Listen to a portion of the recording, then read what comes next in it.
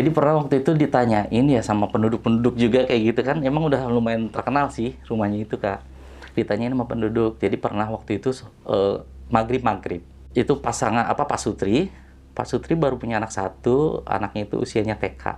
Itu udah berhenti menyusui. Maghrib-maghrib tuh lagi scroll-scroll HP, lagi tiduran si ibunya itu, si mamahnya. Terus tiba-tiba anaknya masuk ke kamar. Udah gitu, Mbok aku pengen susu, pengen nyusu ke si ibunya itu kan. Ya udah bentar mau bikinin, tapi dia nangis tuh sampai tantrum kayak orang tantrum gitu, katanya minta nyusu ibunya. Oh, menyusu langsung ke badan gitu? Iya, padahal kan dia udah berhenti nyusu tuh udah lama, itu Iya. udah TK, usianya sekitar 6 tahunan ya. Nah itu dia udah berhenti nyusu itu dari umur 3 tahun udah berhenti. Wah ini anak katanya, daripada nggak berhenti nangis sampai tantrum kejar-kejar, hanya disusuin tuh. Gila itu nyusuinnya katanya kayak orang dewasa biasa. Dan itu nyeremin ekspresi mukanya si anak. Ibunya sempat sempet ini, tapi perasaan ibu gimana sih, Kak? Iya. Dilema ya? Dilema, jadi dia bingung. Akhirnya dia pasrah sambil ngeliat muka ekspresi anaknya yang nyeremin, creepy banget pokoknya. Nggak lama, si anaknya itu lari, orang tuanya masuk, suaminya tuh datang sama anaknya itu. Hah? Iya, serius. Dia masuk, bawa bungkusan sate. Katanya habis beli sate sama anaknya dari depan. Loh?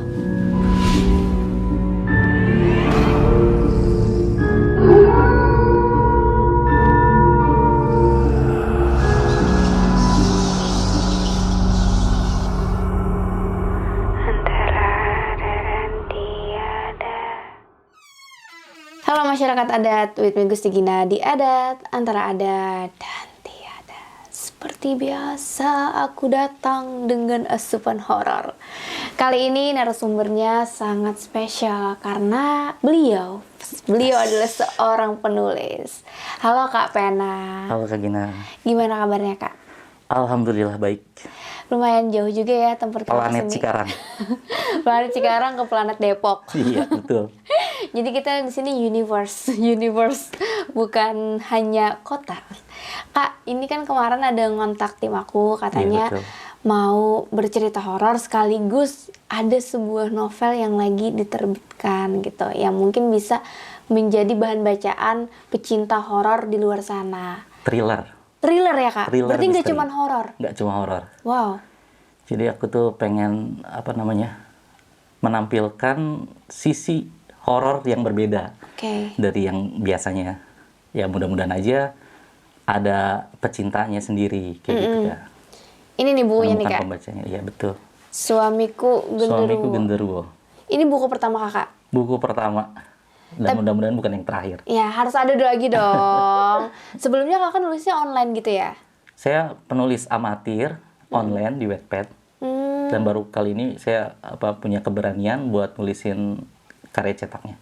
Berarti ini udah ada di Wattpad sebenarnya? Udah ada, cuma itu baru sepenggal-sepenggal aja sih Kak Gina. Oh, dan ini yang utuhnya ada di buku ini. Dan udah ada editingnya. Ya. Kalau di Wattpad ada banyak cerita horor yang udah dibikin atau thriller? Kalau aku tipenya satu harus rampung. Oke. Dan ini baru satu. Oh, di Wattpad pun baru satu? Iya, betul. Oke. Nah, ini adalah karya pertama dari Kak Pena ya. Pena Malam ke-13. Jadi kita panggilnya aja Pena. Dan beliau tidak bisa dibuka maskernya biar tetap misterius. Misterius guys. Biar misterius. Karena kan horor, thriller, misteri itu jadi satu. Jadi kayak misterius sebagai penulisnya. Buat kalian yang penasaran, pengen baca buku ini, berarti bisa dibeli offline atau online nih Kak bukunya? Di online bisa atau bisa langsung menghubungi penerbitnya, Lovrin. Di Instagram resminya ada. Oh, nanti kita cantumkan di sini ya. Nanti di deskripsi. Ini mulai kapan bisa diorder, dibeli? Sekarang juga bisa. Sekarang juga bisa. Kalau Kak Gina pengen, sekarang juga bisa. Aku baca dulu ya, dadah. Kalian sana tidur, aku baca angka Kak. Tentunya kita ngajak ke Pena ke sini buat cerita horor. Yang mau diceritain ini cerita dari novel ini Kak atau cerita yang berbeda Kak? Awalnya sebelum saya datang ke sini, saya sempat pengen kepikiran ya untuk cerita isi buku ini ya. Tapi kalau saya spill juga kayaknya nggak seru gitu. Terus saya biasanya kalau nyari materi untuk novel itu nanya orang-orang terdekat, nyari materi dari orang ke orang gitu. dari teman, terutama teman-teman terdekat ya. Semalam saya dapat satu cerita yang menurut saya sih, wah gila, nggak habis pikir saya. Ada gitu ya cerita kayak gitu. Mungkin Kak Gina juga penasaran kali ya? Iya, penasaran lah pastinya. Iya. Berarti itu ceritanya baru banget didapetin? Baru banget, baru semalam banget. Masih anget, belum aku sebarin kemana-mana. Berarti ini masyarakat adat fresh banget dengar ceritanya. Fresh banget. Nah itu kan kakak bilang kalau nyari materi dari teman terdekat. Berarti cerita-cerita kakak itu termasuk novel ini tuh inspired by true story kah atau gimana? Nah kalau misalkan ini true story atau enggaknya itu mungkin pembaca aja ya yang menyimpulkan. Tapi ada beberapa bagian yang memang true story. Oke. Dan sumbernya juga mereka nggak mau disebutin di sana. Oke, baiklah. Menarik sekali. Sekarang langsung aja ya kita dengerin cerita dari Kak Pena. Jadi begini awalnya Kak Gina. Saya itu punya teman kantor. Teman kantor saya itu semalam biasa kan ya kita ngobrol-ngobrol. Besok lu cuti? Iya, mau kemana? Ini aku ceritain gitu kan ya. Emang lu punya cerita horor gitu. Aku kayak gitu, aku pancing gitu kan.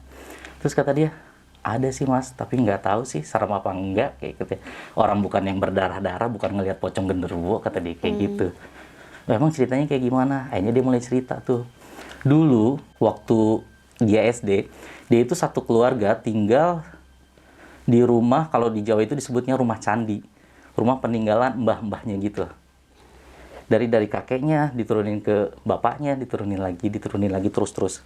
Dan itu nggak boleh dijual rumah candi itu, mitosnya. Pernah satu kejadian siang-siang, namanya anak kecil ya, waktu itu dia kelas 3 SD, dia tuh nyari teman buat main, nyari teman dari rumah ke rumah yang depannya, main yuk, maaf, si anunya lagi makan, si anunya lagi bobo. Dia kesel, dia pulang ke rumahnya. Akhirnya tuh mainan yang dia punya, dia tumpahin di lantai. Dia mainan asik sendiri sambil ngedumel, marah-marah. Nah, dia nengok ke belakang. Jadi posisinya dia tuh di lantai. Dia begitu nengok ke belakang, di atas kursi itu ada bapaknya. Bapaknya sarungan, ngelihat kayak gini. Dia langsung lari ke ibunya. Bo. Itu bapak ada. Bapak kerja, katanya. Dia juga tahu kalau pagi tadi bapaknya itu berangkat kerja. Dia tuh mikirnya kan, wah bapak nggak ada kerja lah ini. Akhirnya disamperin tuh sama ibunya. Begitu disamperin, nggak ada. Jadi dia tuh ngelihat real. Maksudnya bukan hanya bayang-bayang, atau kan kadang kita cuma ngelihat di ujung mata gitu ya. Ini bapak aku nih, gitu. Itu enggak, Kak. Jadi kata dia sempat ngelihat bapaknya pakai sarung, terus sambil senyum-senyum kayak gitu ngelihat dia. Dia kaget kan, yang dia tahu bapaknya tuh berangkat kerja. Ini dia lari ke dapur, ke mboknya, kayak gitu. Itu pengalaman pertama dia. Terus dia kan nanya, gimana mas, serem nggak? Wih gila, serem banget, kata gue. Tapi nggak berhenti sampai di situ. Maksud aku kan kalau dalam penulisan materi itu, aku perlu tahu latar belakangnya apa sih nih. Setiap kejadian misteri itu pasti ada penyelesaiannya.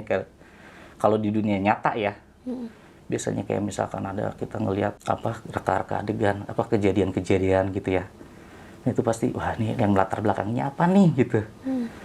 Nah udah gitu ada lagi kejadian lain. Waktu itu sebelum maghrib kata dia masih ingat waktu itu dia kelas 5 SD. Dia ingat detailnya kalau dia masih kelas 5 SD waktu itu. Dia cerita waktu itu dia disuruh nutup hordeng sama orang tuanya. Dia nutup hordeng, jadi posisinya dia tuh ngelihat ke depan sebelum nutup hordeng itu, kata dia ngelihat jelas di depan itu ada ibu-ibu. Lah kata aku, ibu-ibu? Iya ibu-ibu mas. Dia pakai baju merah, kayak baju Imlekan ya? Oh. Iya kayak baju Imlekan gitu. Terus rambutnya itu pakai roll rambut gitu. Pakai roll. Lah kataku, cuma ibu-ibu aja. Enggak mas, dia itu gelagatnya itu ngeri. Kata dia badannya itu tengok kiri, tengok kanan kayak gitu. Dan yang paling nyarminya lagi ketika dia ngeliat badan yang ke bawahnya itu muter. Dia muter. Jadi kayak angin puting beliung gitu katanya. Oh, kayak kartun apa tuh? Tasmania. Iya. Oh. Kataku, serius lu? Iya serius mas katanya. Gila sih, itu lebih nyeremin dari pocong sih kalau kata aku. Maghrib. Terus dia juga ngelihatnya tuh bukan yang siluet gitu ya. Kata dia itu jelas, kata dia. Jadi yang dilihat itu utuh ya? Utuh, bukan Kak. kayak bukan kayak yang siluet atau bukan siluet, bayang-bayang yang cuma bayang-bayang, selintas bukan gitu. transparan, Enggak. tapi utuh, bener-bener kayak berwujud kayak gini. Iya betul. Berarti kalau gitu udah ada 2 kejadian nih waktu dia tinggal di rumah candi itu. Iya, menurut dia itu kejadian yang lumayan jelas dan lumayan menurut dia itu pengalaman yang paling berkesan sih. Kalau sisa-sisanya kayak poltergeist, pergerakan barang kayak gitu kata dia udah biasa lumrah di rumahnya itu. Itu tahun berapa sih dia tinggal di sana? Sekitaran 2000-an kah? Iya, sekitaran tahun 2000-an. 2000-an awal berarti? Iya, 2000-an awal. Oke, itu daerah mana Kak? Nama provinsinya aja? Daerah timur Pulau Jawa. Paling timur terus ke timur lagi. Oke. Di Pulau Jawa ke timur lagi pokoknya. Nama kota, daerah apa nggak boleh disebutin sih. Dan dia tinggal di sana berapa lama? Jadi menurut teman aku itu, dia itu kan namanya rumah candi itu diturunkan itu hanya apa namanya, sekedar dari ucapan orang tua ya. Ini nanti kamu yang nempatin ini nanti kamu yang nempatin ini. Jadi itu tuh jadi sengketa. Kebetulan rumahnya jadi sengketa. Pokoknya sengketa di keluarganya deh. Makanya aku nggak mau nyebutin namanya siapa atau keluarga dari mana. Pokoknya itu rumah jadi rumah sengketa. Dan akhirnya orang tuanya memutuskan untuk, udahlah aku pergi aja deh dari rumah ini. Kayak gitu. Aku nggak mau apa namanya ribut dengan saudara sendiri. Kayak gitu. Akhirnya dia memutuskan buat pergi dari sana. Nah jadi kejadiannya itu nggak berhenti di sana. Oh, masih banyak lagi nih kejadian Masih lain? ada lagi, Kak. Oke, apa aja kejadian Jadi yang kan dialami di tetangga-tetangganya itu masih banyak saudara sepupunya dia yang di sana ya. Jadi sepupunya dia tuh sering nelpon ke dia. Anu loh, rumahmu itu sekarang banyak orang-orang jarang kepang ke sana katanya.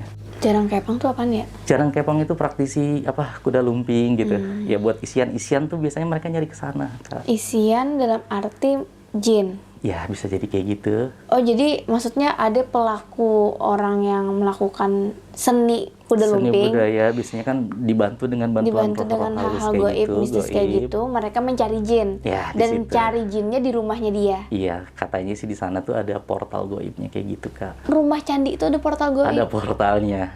Dan dia juga nggak habis pikir sih, gila beneran nih katanya. Terus Itu kakak, kata itu praktisinya kata itu praktisinya. yang ya iki lo ono portal goib gitu. dan di rumah candi itu, rumah si Mbah ya. Iya, rumah Simba. Nah, terus kakak ada nanya lagi nggak, selain 2 kejadian itu yang dia alami oleh dia kah atau ibunya? Iya, keluarga yang lain apa gitu? Ibunya sering banget katanya ngelihat anak-anak kecil lari, dan anak kecil itu mukanya nggak ada rata. Di mana larinya? Misalkan dia lagi masak, tahu-tahu lari di belakangnya kayak gitu. Di dalam rumah? Di dalam rumah. Terus belum lagi kalau misalkan dia lagi nyapu tuh pernah katanya ya. Ada anak kecil loncat dari atas lemari baju ke bawah, tuh gelinding, udah hilang aja. Astaga, itu anak kecilnya berpakaian biasa kah atau? Berpakaian kayak manusia biasa, cuma katanya mukanya sih nggak ada rata kayak gitu. Serem ya? Ya, Dan itu sering ibunya ngalamin? Iya, sering. Kalau bapaknya? Bapaknya kan emang waktunya tuh kebanyakan di luar ya, Kak. Jadi nggak terlalu ini. Nggak terlalu ada cerita lah ya? Nggak terlalu banyak cerita juga, dan nggak terlalu, di keluarga itu juga nggak terlalu dipermasalahkan. Cuma setelah keluarga itu pindah, terus pernah, jadi kan rumah itu dikontrakin ceritanya sama keluarganya yang lain ya, untuk ngisi rumah itu. Ada tuh orang yang kontrak di sana, itu cuma 1 bulan, nggak bertahan lama, cuma 1 bulan udah itu mereka pergi gitu aja. Kenapa? Apa yang bikin mereka pergi? Jadi pernah waktu itu ditanyain ya sama penduduk-penduduk juga kayak gitu kan, emang udah lumayan terkenal sih rumahnya itu, Kak.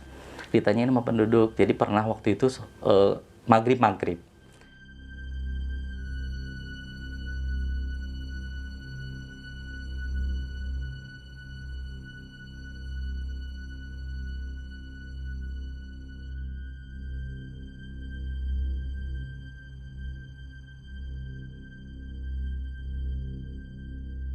Itu pasangan Pak Sutri baru punya anak 1, anaknya itu usianya TK, itu udah berhenti menyusui. Maghrib tuh lagi scroll HP, lagi tiduran si ibunya itu, si mamahnya, terus tiba-tiba anaknya masuk ke kamar, udah gitu Mbok aku pengen susu, katanya pengen nyusu ke si ibunya itu kan. Ya udah bentar mau bikinin, tapi dia nangis tuh sampai tantrum kayak orang tantrum gitu, katanya minta nyusu ibunya. Oh, menyusul langsung ke badan gitu? Iya, padahal kan dia udah berhenti nyusu tuh udah lama, itu Iya. udah TK, sekitar usianya sekitar 6 tahunan ya. Nah itu dia udah berhenti nyusu itu dari umur 3 tahun udah berhenti. Namanya orang tua mungkin karena kan gak enak ya, atau apa sih. Wah ini anak katanya, daripada nggak berhenti, daripada nggak berhenti nangis sampai tantrum kejar-kejar, hanya disusuin tuh. Gila itu nyusuinnya katanya kayak orang dewasa biasa. Dan itu nyeremin ekspresi mukanya si anak. Ibunya sempat apa sih namanya? Sempat ini, tapi perasaan ibu gimana sih, Kak? Iya. Dilema ya? Dilema, jadi dia bingung. Akhirnya dia pasrah sambil ngeliat muka ekspresi anaknya yang nyeremin, creepy banget pokoknya. Gila. Jadi muka si anak tuh kayak orang dewasa yang lagi nyusu gitu? Iya, kadang-kadang mendelik gitu ke ibunya sambil ketawa-ketawa gitu. Terus? Dan wah gila, abis itu nggak lama si anaknya itu lari, orang tuanya masuk, suaminya tuh datang sama anaknya itu. Hah? Iya serius, dia masuk bawa bungkusan sate, apa katanya abis beli sate sama anaknya dari depan. Loh berarti yang disusuin bukan Nah anaknya? itu dia makanya. Ih, serem banget. Ih, terus gimana Ngeri efek? banget. Ada nggak cerita lebih lanjut? Nah aku kan sempat penasaran ya sama penuturannya dia gitu. Terus aku nanyain sempat ke dia, mohon maaf ini, apa mbah-mbah kamu tuh terdahulu itu apa namanya praktisi gitu atau pernah melakukan ritual-ritual atau apa kayak gitu? Gak ada sih mas, kata dia. Seriusan? Iya seriusan. Nah terus ini mas serius ya, aku semalam juga, malam tadi Kak, aku tuh sempat mimpi, nggak tahu tersugesti kali ya, di bawah sadar, jadi sampai ke mimpi-mimpi gitu, keimpiin. Jadi aku tuh ngeliat bapak-bapak ngajak aku tuh gitu ya. Terus kita tuh di depan itu ada kuburan, kayak kuburan anak kecil gitu, ukurannya nggak gede gitu, nggak panjang, kuburan anak kecil. Si bapak tadi itu ngelemparin garam ke sana, terus aku ikut bantuin tuh, kayak gitu. Pas aku bangun, itu sekitar jam berapa ya? Tadi tuh jam 8 pagi. Temen aku tuh yang semalam cerita tuh nelpon. Dengan hebohnya gitu ya. Mas, ternyata bapakku tuh punya kembaran loh. Ternyata bapakku tuh punya kembaran katanya.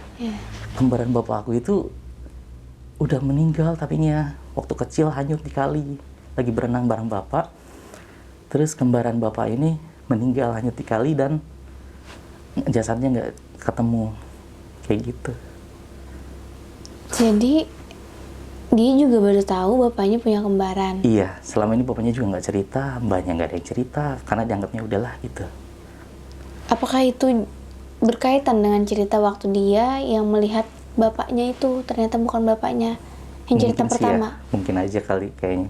Tapi kejadian kayak orang jin yang menyerupai bapaknya itu sering nggak sih katanya? Sering. Dia kan punya kakak 2 orang. Itu kakaknya juga sering. Biasanya itu si sosok bapak, bukan sosok apa namanya, yang menyerupai bapaknya. Itu ada kalau misalkan mereka tuh lagi sedih atau lagi kesel gitu loh. Oh. Iya. Jadi misalkan kakaknya juga pernah waktu itu dibully sama teman-temannya gitu karena sesuatu hal gitulah, cekcok ya. Dumel dia di kamar tuh. Terus ketok-ketok gitu kamarnya. Pas dibuka bapaknya gitu kan. Udah masuk aja, duduk di sampingnya gitu, nggak banyak ngomong. Namanya bocah kan boro-boro mau buat cerita, ini masih kesel dia, selimutan kayak gitu aja. Terus bapaknya tuh apa namanya kayak ngusap-ngusap badannya doang, udah kayak gitu. Aduh, jadi sedih ya. Iya, seriusan. Terus abis itu bapaknya tuh keluar aja, udah gitu aja. Dan dia tahu bapaknya itu pergi kerja.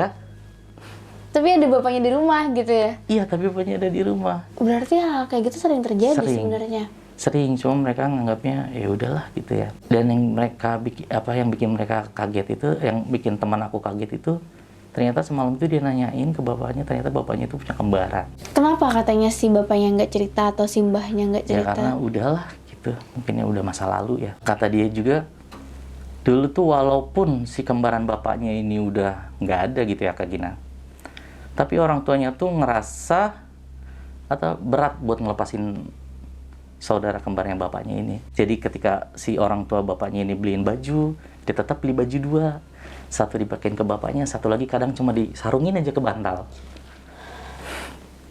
Antara sedih dan creepy sih itu. Iya bener. Kayak beliin mainan, satu kasihin ke bapaknya, satu udah digeletakin gitu aja. Ingat nggak katanya bapaknya itu meninggal, saudara bapak itu meninggal di pas usia berapa gitu?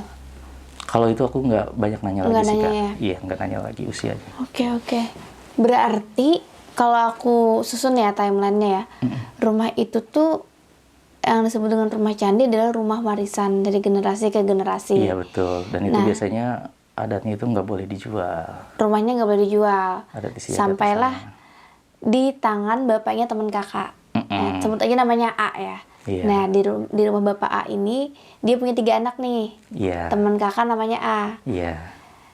Ternyata dulu semasa timeline maju dikit nih ke orang tuanya. Orang tua berarti mbahnya ya. Mbahnya. Waktu mbahnya sama bapaknya tinggal waktu kecil itu punya anak kembar. Iya betul. Terus pas lagi main di kali salah satunya meninggal. Iya.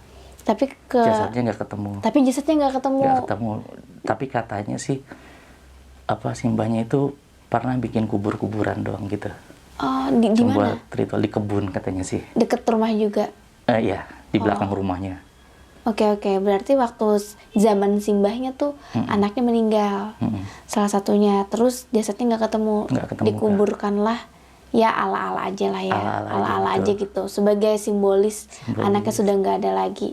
Tapi sebenarnya sebagai orang tua pasti berat ya merelakan itu gitu. Anak sudah meninggal dunia. Iya. Dan mereka pun masa tumbuh kembangnya si bapaknya A itu seolah-olah kayak masih ada. Kalau menurut aku tuh malah memperlakukan ini seolah-olah masih ada saudaranya, karena kayak beliin mainan, beliin baju, itu tetap 2 berarti dibeliin.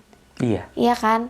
Tuh. Itu ibaratnya kayak emosi ibu bapaknya tuh masih menganggap Psikologisnya tuh benar-benar terguncang gitu. iya, intinya. menganggap arwah itu tuh masih ada di rumah itu Iya, kan. kayak gitu kayak gini. Terus sampai akhirnya bapaknya ini berkeluarga udah dewasa, sekeluarga tinggal di situ dan mengalami gangguan-gangguan tadi. Gangguan-gangguan itu.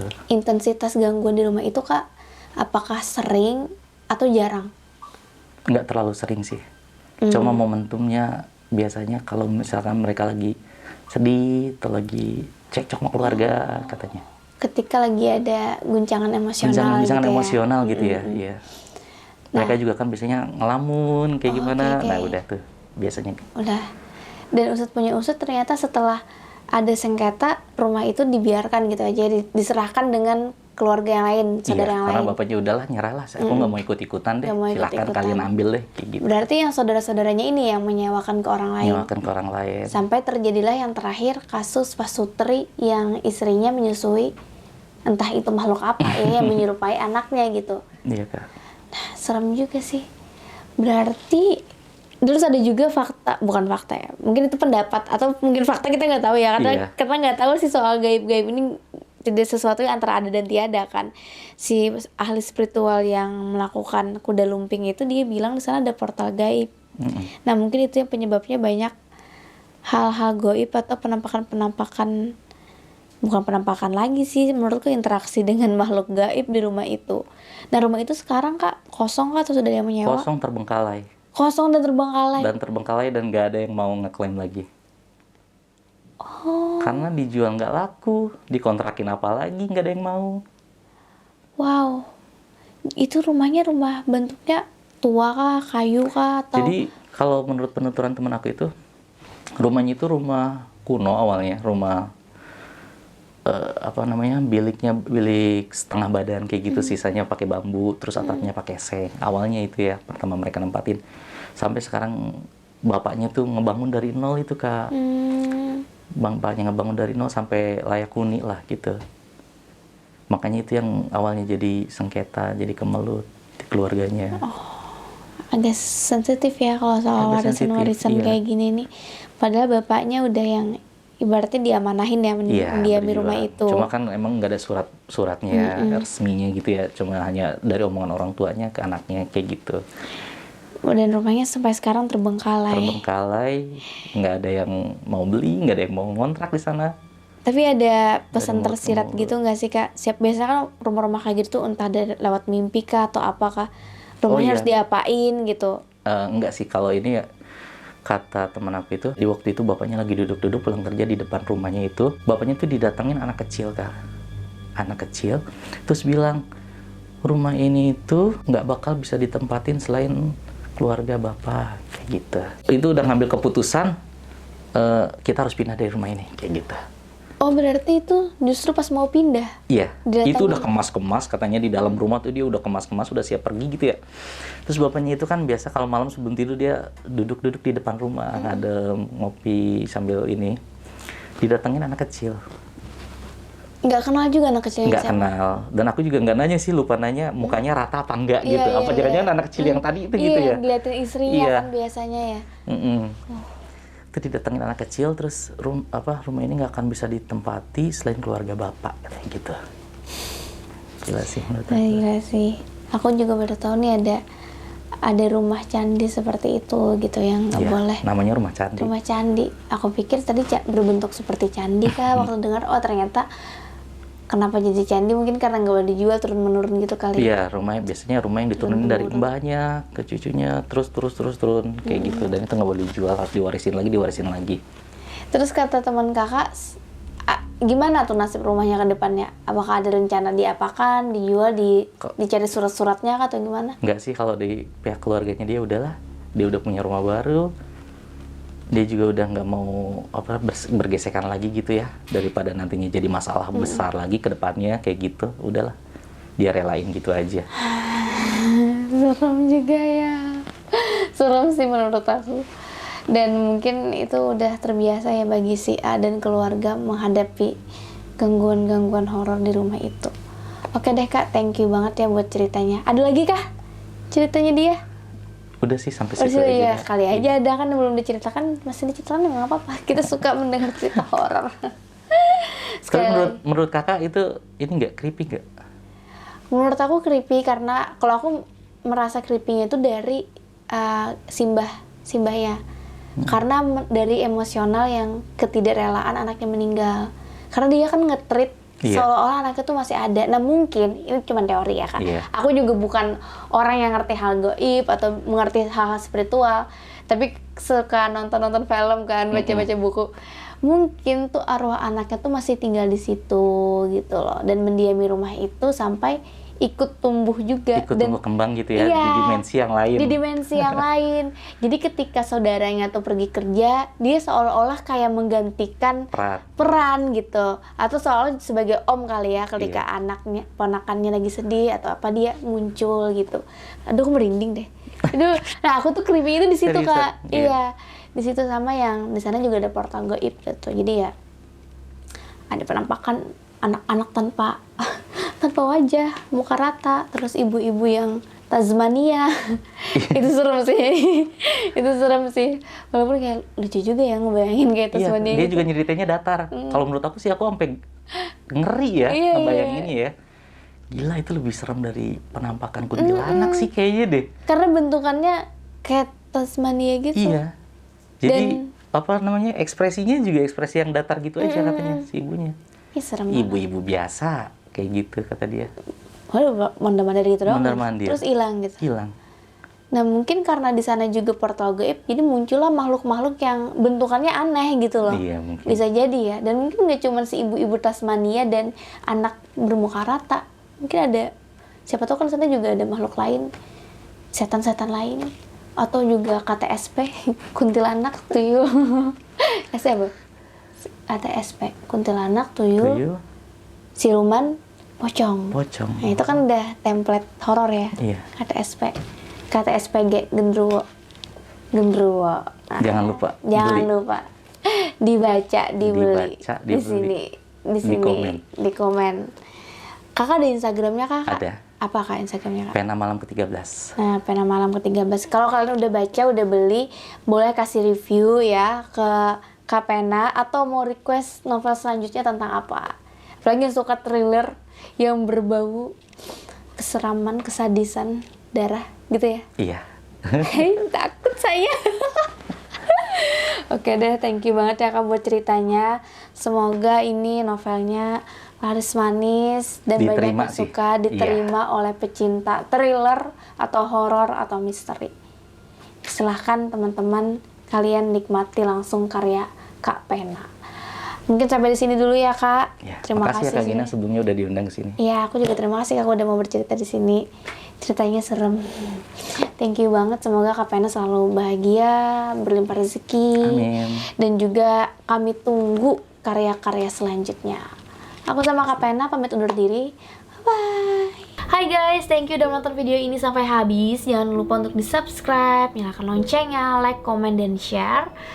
Bantu aku untuk membangun channel ini sebagai channel nomor 1 penjelasan mengenai mitologi, horor, dan misteri.